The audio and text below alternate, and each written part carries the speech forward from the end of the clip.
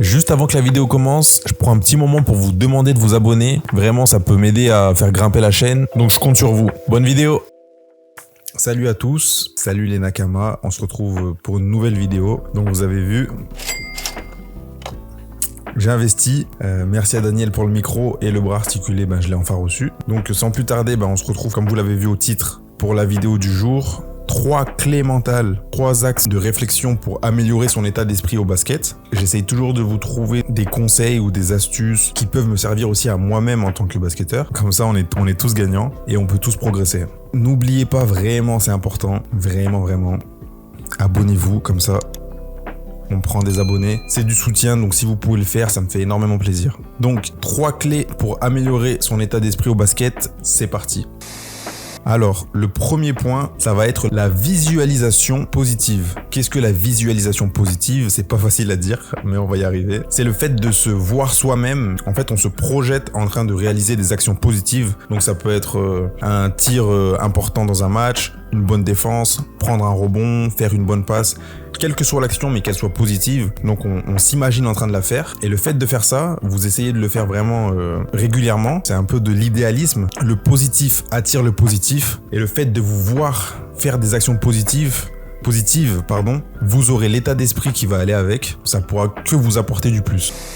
On continue. La deuxième clé mentale, ça va être la gestion de l'anxiété. Pour pouvoir gérer son anxiété, il y a plusieurs astuces. Ça peut être la respiration, la conscientisation. Pas mal d'astuces que vous pouvez trouver même sur YouTube. Des exercices de respiration. C'est un aspect qu'on néglige beaucoup. Moi, le premier, ça m'est arrivé et ça m'arrive encore, j'y travaille, de vraiment gérer ma respiration. Parce qu'on peut avoir le souffle coupé très vite. Vous voyez, par exemple, quand vous devez parler à l'oral devant un groupe, dès que ça va être à votre tour, vous commencez à avoir le souffle coupé. À part si vous avez une méga confiance en vous, mais généralement ça nous est déjà tous arrivé au moins une fois. Et sur un terrain de basket, ça peut être pareil, parce qu'on est regardé par plein de monde. Il y a une pression qui peut être due au niveau et aux attentes qu'on a vis-à-vis de nous. Ça peut être aussi le public, parce qu'il y a des gens qui sont venus nous voir dans le public. Ça peut être pas mal de choses. Donc la respiration en premier lieu, c'est vraiment important. Et vous pouvez trouver pas mal d'exercices sur YouTube pour gérer votre respiration et de ce fait être moins stressé ou anxieux. Ensuite, le deuxième point, c'est la conscientisation. Donc la conscientisation, on va y arriver. Qu'est-ce que c'est? C'est le fait d'être conscient de soi-même sur un instant T.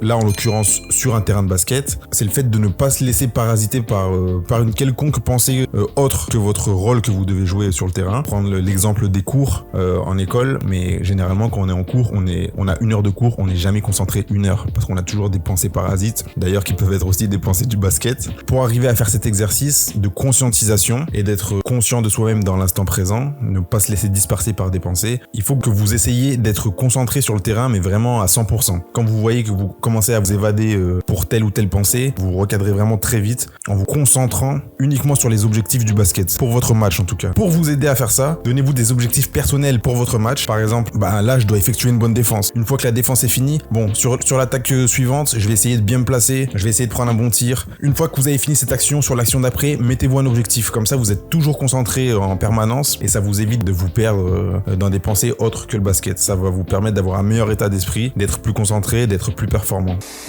Et on arrive déjà au 3e point de cette vidéo et le dernier, la remise en question ou encore la résilience mentale. Donc je m'explique aussi par rapport à ça. Le dernier point, c'est pour moi le plus important, c'est le fait d'arriver à se remettre en question soi-même. Je parle vraiment d'une remise en question complète, ne pas dire c'est la faute de telle ou telle personne, mais d'abord en se responsabilisant et en se disant si je n'ai pas réussi à faire un bon match, c'est d'abord de ma faute et pas la faute des autres. Comme je vous dis, les conseils que je vous donne, j'essaie de les appliquer pour moi-même. On a tous tendance à dire tel joueur m'a fait une mauvaise passe, là j'étais démarqué, j'ai pas eu la balle. Voilà, mais il faut arrêter de penser comme ça en fait. Il faut essayer de se dire c'est d'abord ma faute avant d'être la faute des autres. Si tout le monde pensait comme ça, dans une équipe, ça souderait beaucoup plus le groupe. Le fait de penser comme ça va vous aider à rebondir après un échec. Dans le négatif, vous y trouverez du positif. Pour moi, c'est quand je parle de résilience mentale ou de remise en question, c'est ça que je veux dire. Dans le négatif, vous verrez ça comme du positif. Dans la défaite, on apprend, vous avez tous entendu ça. C'est un peu la même chose. Voilà, donc ce conseil-là, super important. Je compte sur vous.